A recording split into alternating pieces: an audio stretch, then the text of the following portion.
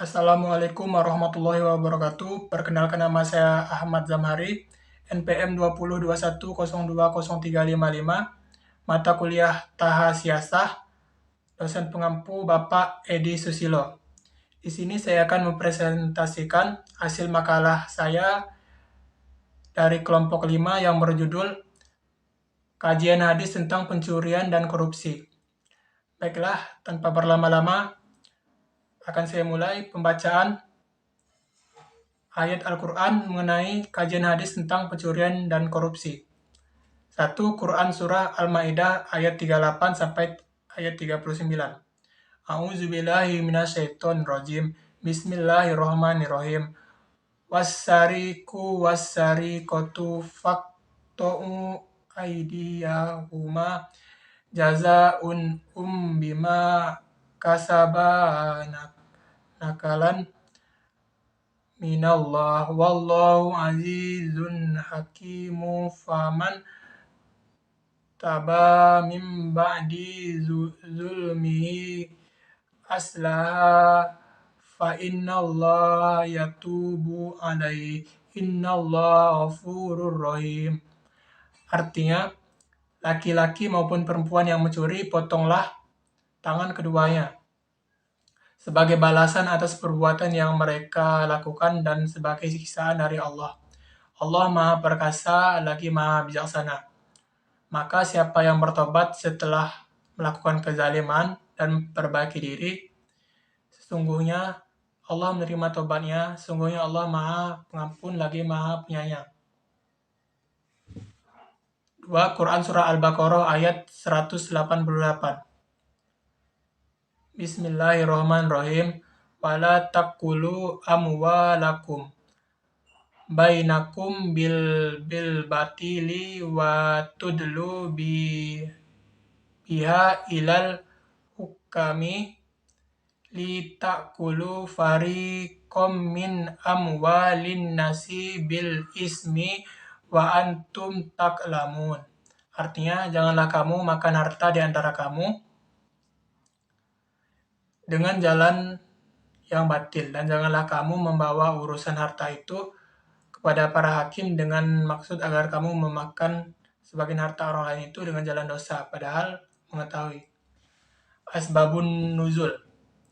Menurut Muqatil Ibnu Hayyan, ayat 188 ini turun berkenaan dengan kasus sengketa antara Imrul Qais bin Abis Al-Kindi sebagai tergugat dan Abdan bin Aswa Al-Hadrami sebagai penggugat.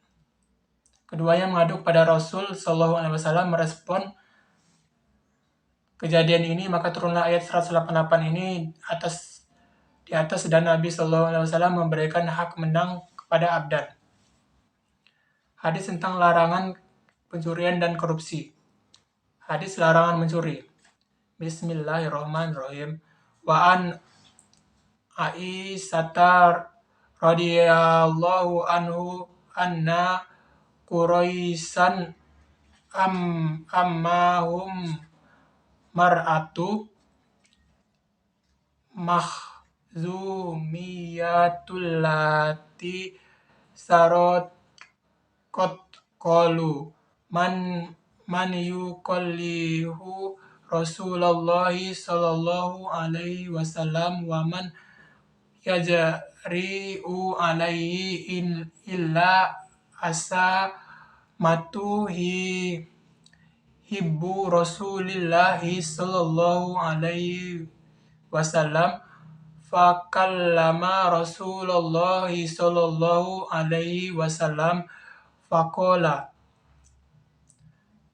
atasfa'u fi haddi min hududillah sama koma fa khotoba faqala ayyuha hannasu ima ahlakal lazina min qablikum annahum kanu izar saraqat fihim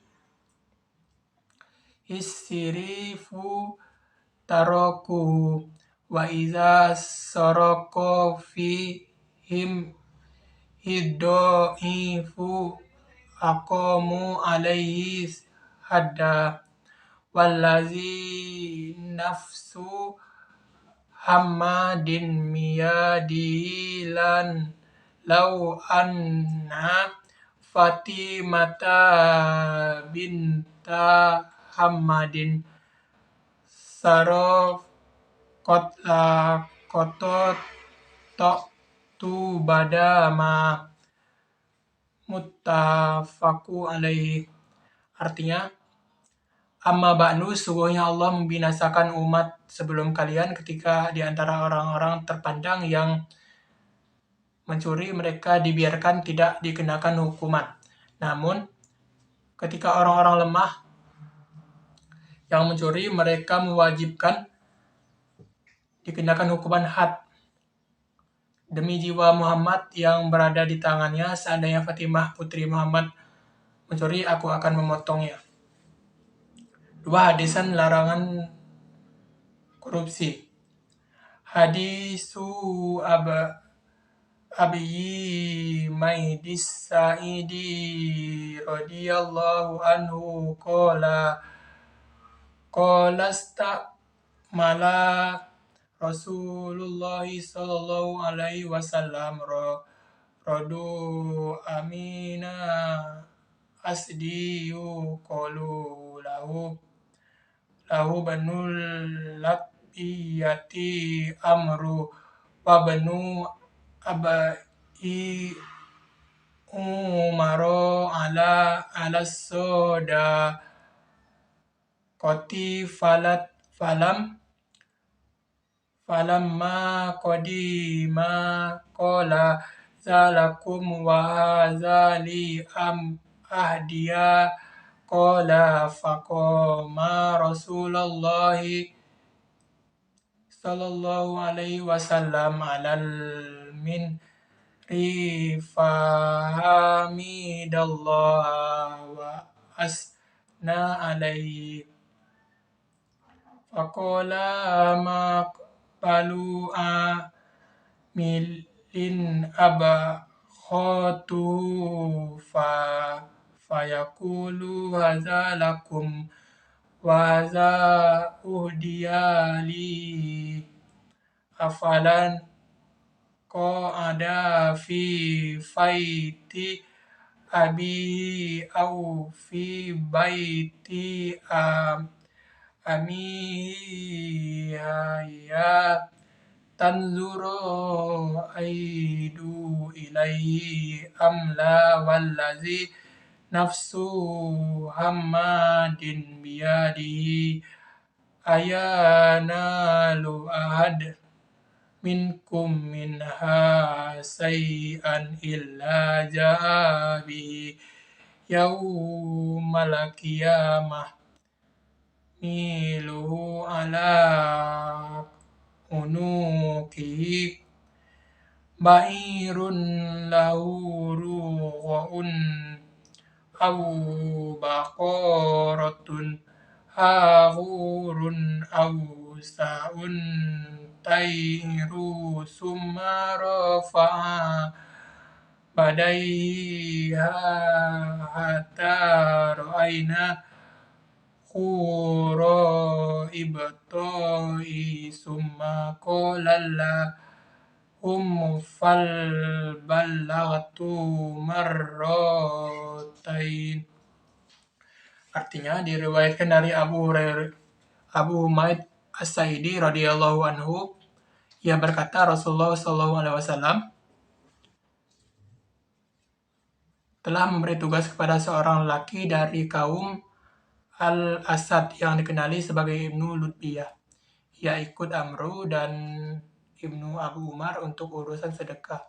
Setelah kembali dari menjalankan tugasnya, lelaki tersebut berkata kepada Rasulullah SAW, ini untuk Anda dan ini untukku, karena memang dihadiahkan kepadaku. Setelah mendengar kata-kata tersebut, lalu Rasulullah SAW berdiri di atas mimbar. Setelah mengucapkan puji-pujian kehadirat Allah, beliau bersabda, "Adakah patut seorang petugas yang aku kirim untuk mengurus suatu tugas berani berkata ini untuk Anda dan ini untukku karena memang dihadiahkan kepadaku? Kenapa dia tidak duduk di rumah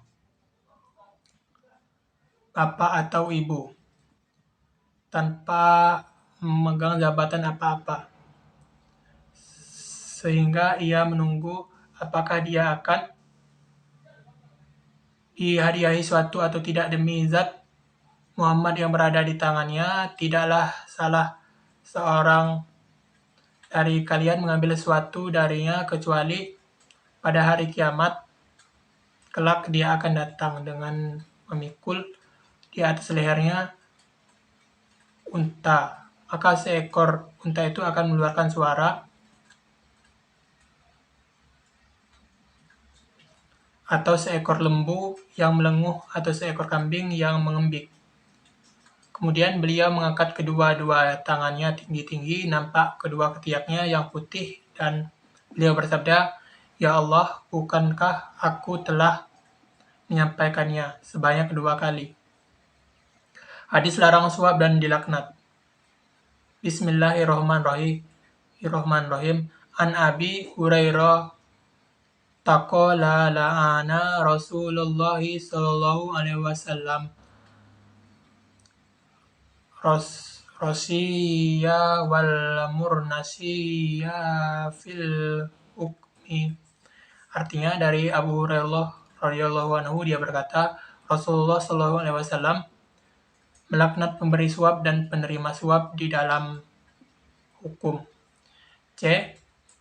Kandungan hukum ayat dan hadis tentang larangan pencurian dan korupsi. 1. Pencurian adalah mengambil hak orang lain dengan cara rahasia dari tempat penyimpanannya, baik penyimpanan pribadi maupun umum.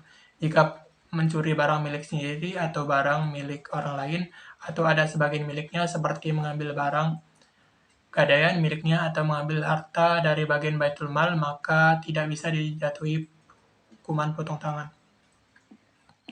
2. Nilai barang curian yang dapat dikenakan hukuman potong tangan menurut mayoritas ulama adalah minimal 1/4 dinar. 1/4 dinar memiliki nilai ekonomis atau harta dan halal diperjualbelikan. Jika barang yang dicuri itu kurang dari 1/4 atau tidak bernilai ekonomis, atau barang haram diperjualbelikan, maka tidak dikenakan hukum. 3. Pelaku pencurian dapat dihukum jika berakal sehat dan sudah baligh. 4. Pencurian yang dapat dihukum harus ada bukti 2 orang saksi yang betul-betul menyaksikan dengan jelas atau berdasarkan pengakuan dari pelaku. 5. Hukuman pencurian menjadi gugur dengan pengampunan atau maaf dari pihak korban pencurinya bertobat sebelum kasus dilaporkan kepada aparat. 6. Hukuman potong tangan dalam ayat tersebut hanya boleh diterapkan jika kasusnya benar-benar memenuhi syarat formil dan material. Syarat mencuri, barang yang tidak dicuri, tempat pencurian, dan keadaannya. Dan tidak boleh diterapkan sembarangan atau hanya berdasarkan dugaan atau keraguan atau subhat. 7. Haram memakan harta atau penghasilan yang diperoleh dengan cara batil atau tidak halal, seperti hasil dari pencurian soggokan atau perampokan. D. Kasus pengadaan EKTP Setia Novanto. Mantan Ketua DPR Setia Novanto melalui perjalanan panjang pada tahun 2017, sehingga akhirnya disidang sebagai terdakwa kasus dugaan korupsi proyek EKTP. Pada awalnya, mantan Direktur Pengelolaan Informasi Administrasi Pendudukan Direktorat Jenderal Kependudukan dan Pencatatan Sipil Kemendagri Sugiharto dan mantan Direktur Jenderal Kependudukan dan Pencatatan Sipil Irmal menjadi terdakwa dalam dakwaan yang dibacakan Jaksa KPK di Pengadilan Tipikor pada tanggal 9 Maret 2017. Setia Novanto disebut memiliki peranan dalam mengatur besaran anggaran EKTP yang mencapai nilai yang cukup besar, yaitu 5,9 triliun. Dan pada akhirnya Setia Novanto menjalani sidang perdananya sebagai terdakwa dalam kasus korupsi EKTP pada tanggal 13 Desember 2017. Pada tanggal 9 Maret 2017, Pengadilan Tipikor membacakan dakwaan Irman dan Sugiharto yang menyebut keterlibatan Setnov dalam korupsi EKTP. Pada awalnya Setnov ditemui sejumlah pejabat Kementerian Dalam Negeri untuk meminta dukungan terkait proyek EKTP pada Februari 2010 di Hotel Grand Melia, Jakarta. Analisis masalah korupsi EKTP belum juga terselesaikan sampai sekarang. Sangat banyak orang yang terlibat dalam kasus korupsi EKTP ini. Salah satunya yang ikut terjerat adalah Ketua DPR RI Setia Novanto.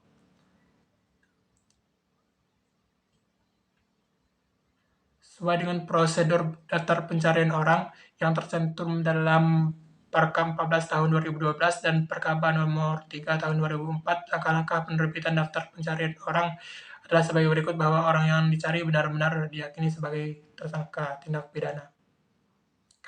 Islam mengatur dan menilai harta sejak perolehannya hingga pembelanjaannya. Islam memberikan tuntutan agar dalam peroleh harta dilakukan dengan cara-cara yang bermoral dan sesuai dengan hukum Islam, yaitu dengan tidak menipu, tidak makan riba, tidak berkhianat, tidak menggelapkan barang milik orang lain, tidak mencuri dan tidak curang dalam takaran dan timbangan, tidak korupsi, dan lain sebagainya. Sebagaimana dalam firman Allah Subhanahu wa taala dalam surat Al-Baqarah ayat 188. Bismillahirrahmanirrahim.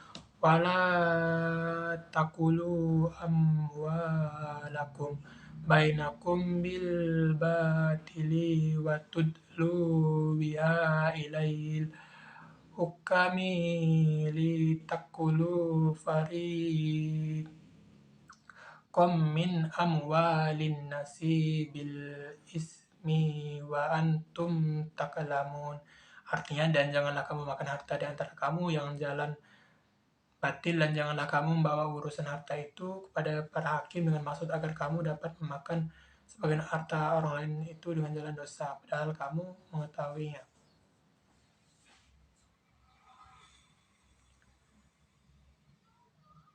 Setia Novanto disangka melanggar pasal 3 atau pasal 2 ayat 1. Pasal 3, setiap orang yang dengan tujuan menguntungkan diri sendiri atau orang lain atau satu korporasi menyalahgunakan kewenangan, kesempatan, atau sarana yang ada padanya karena jabatan atau karena kependudukan yang dapat merugikan keuangan negara atau perekonomian negara, dipidana seumur hidup atau dipidana penjara paling singkat 1 tahun dan paling lama 20 tahun dan atau denda paling sedikit 50 juta dan maksimal 1 miliar. Kesimpulan, korupsi merupakan tindakan amoral yang bertentangan dengan nilai luhur seorang muslim.